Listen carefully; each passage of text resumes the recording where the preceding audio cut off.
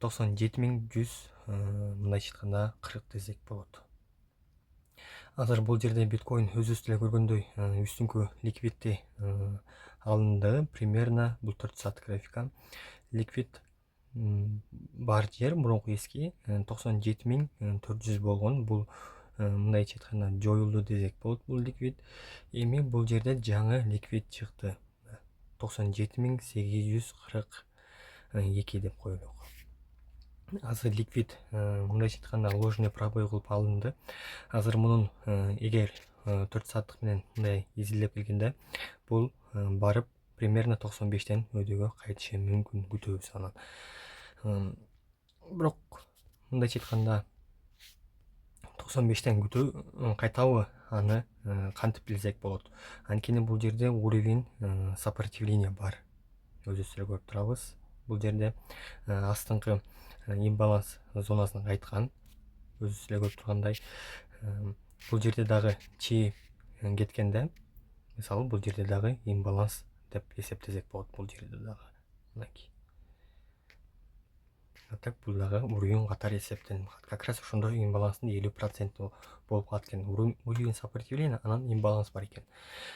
Так ылдый түшүп деле кайтышын күтүш керек. Бирок кээ бир убактарда, мисалы бул 96583тен өйдөгө айтып деле кетиши мүмкүн. Аны убакыт өзгөртөт. Так что азыр мен бул өзүмдүн жеке оюм айта кеттим. Эгер бул зонаны примерно уровень поддержка сопротивления тешип кетсе, анда биздин бара турган жерибиз мурунку эски имбалансты текшерүү, анан кайра ылдыйкы зона, проторговка зонасына чейин баруу. Менин жеке оюм. Бирок бул жерде азыр чыкканда мына сложный ложный пробой болуп кетиши мүмкүн. Аны убакыт өзгөртөт. Бул 4 саат графика.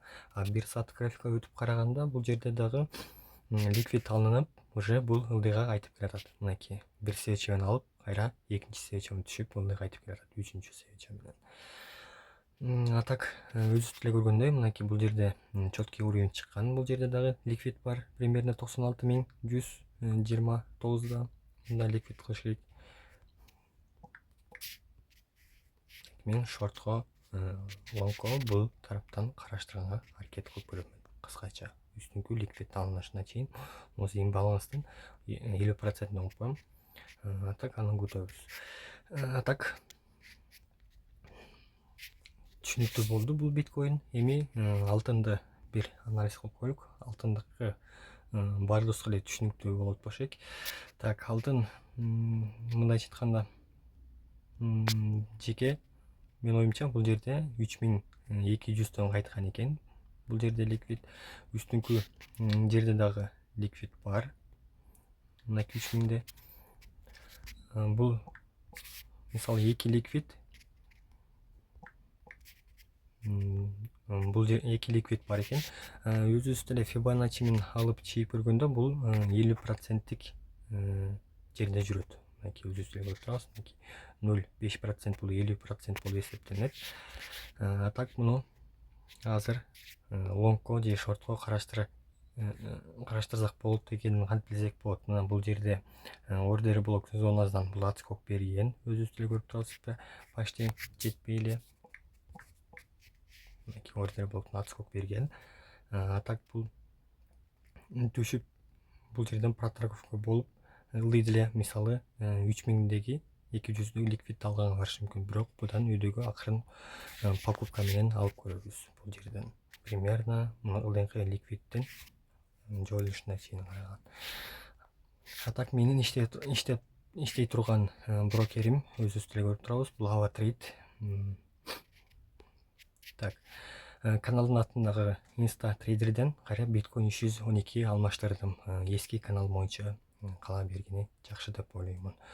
Так алтындыкы түшүнүк болду. Азыр өйдөгө үстүңкү ликвид алганга барат деген ойдомун. Анткени ордер блоктон отскок берип өйдөгө барышы мүмкүн. Бул өз жеке оюм. 1 саат графика.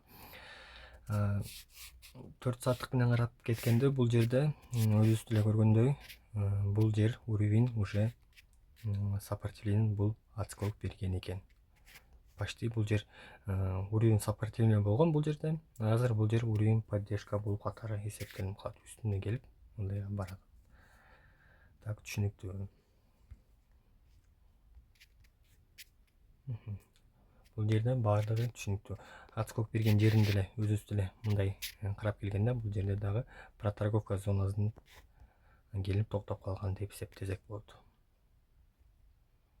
Так. Дагы бул жерде лифти көрүп коелук. USDT бул дагы аябай кызыктуу жерде жүрөт. Мындайча айтканда, бул 4 саат графика. Бир күндүк менен өтүп анализ кылганда өз жеке оюм үстүндө примерно бул жерде 0,0068 имбаланс бар. Бул жерде уровень поддержка бар. Бул күчтүү уровень проторговка болгон мурункусу уровень поддержкага тар колдонуп атам. Өзүбүз деле караганда бул жерде примерно 0,04 ликвид алынып, кайра 0,48 ликвид чыккан. Азыр бул жерде имбаланс бар. Ылдыйда ордер блок бар.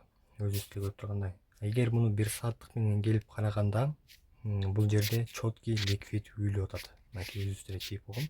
Мынакей бул жерде, мынакей бул жерде ликвид бар.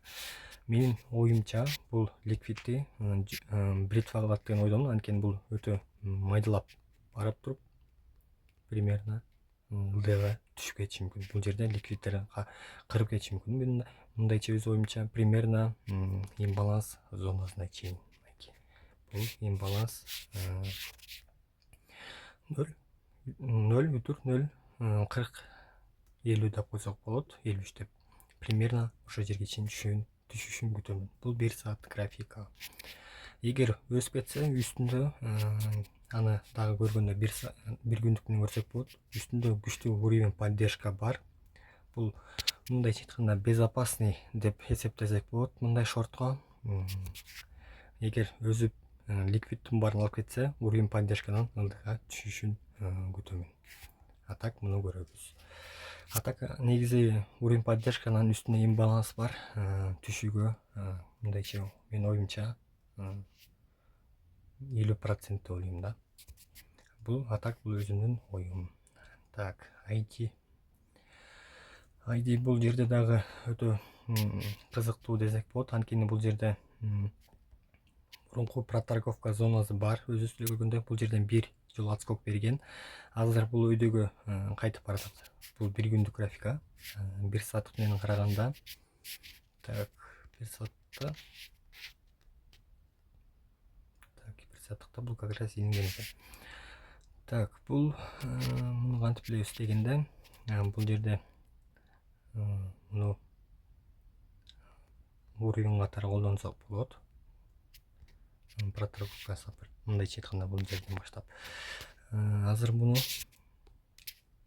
так өйдөгө отскок өйдөгө өзүп жатыптыр. Мындайча айтканда бул жерде 23 центте ликвид бар. Азыр биткоинди примерно караганда биткоин бул түшүп жатат. Азыр бул примерно бул жерге чейин примерно 96.107ге чейин түшсө, ID дагы аябай катуу түшүп кетиши мүмкүн. Азыр так что мен бул жерден шортко үстүнкү ликвиддин алынышын күтүш керекмин. Примерно бул жердеги. Так, азыр биткоин эгер түшүп кетсе, бул дагы примерно түшө турган жерлери бар. Мынакей бул тарап болуп калышы мүмкүн. Түшө турган жери. Сол ликвид. Ай дагы бул жерде дагы өзүбүз деле көргөндөй бул жерде да бар. Андан кийин эң түбүндө бар. Так, бул жерден мен шортко аз мындайча айтканда сумма мен шорттоп көргөнгө аракет кылам. Примерно ылдыйкы ликвидке чейин. Так что ID азыр бирок мен азыр бул жерге шортко деле киргизем. Бул 22деги жана 23дөгү ликвид алган кетип калышы мүмкүн. Бул 1 сааттык графикада. Так, 4 сааттыктан караганда. Так, 4 сааттыктан. Так.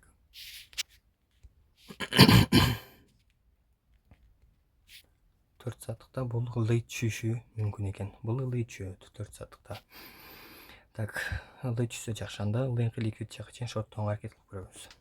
Айдине түшүнүктүү болду. 4 сааттыкта анализ кылса конкретный көрүнөт экен. 1 сааттыкта бул өйдөгө аракет кылыптыр, бирок бул ылдый түшүшү мүмкүн. Так, USD японский йен деп койсок. Так, USD японский йен. Бул жерде өзүбүз деле көргөндөй имбаланс десек болот. Бул жерде үстүндө ликвид баратат, ликвид бар. Азыр бул имбаланстан кайтса, анда үстүнкү ликвидтен биз шортко киргенге аракет кылсак болот деген ойдомун. Бул жерден ылдыйга чейин. Так, муну 4 сааттык менен бир карап көрөлүк. Бара турган жери как раз мунун 4 сааттыкта дагы бул тарапта дагы ликвид бар.